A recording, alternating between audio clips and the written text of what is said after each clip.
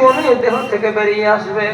অতএব যেই লাশটা পড়ে আছে এখন মাটিতে, সে জানে খাটিতে শুয়ে শুয়ে যে আমাকে আল্লাহ রাব্বুল আলামিন ডেকেছেন তার রেজামন্দির দিকে, আমি আমার রবের কাছে যাব।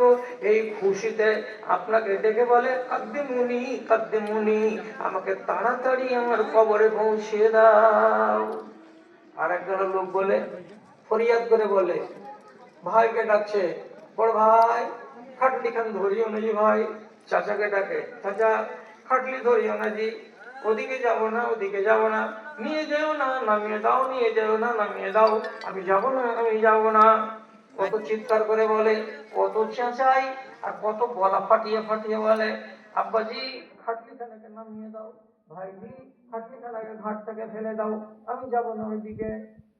রাসূলুল্লাহ বলছেন, লাউ সামিআ সাওতাহু লাসাইকা, এই মুর্দার মানুষটা এত জোর করে গলা ফেড়ে ফেড়ে চিৎকার করে করে নিষেধ করে যে তার চিৎকারটা যদি আমি আপনি দুনিয়ার মানুষেরা কেউ শুনতে পেত, নবীজি বলছেন লাসাইকা, যারা তাকে কাঁধে করে নিয়ে থাকতো তারাই মরণ হতো।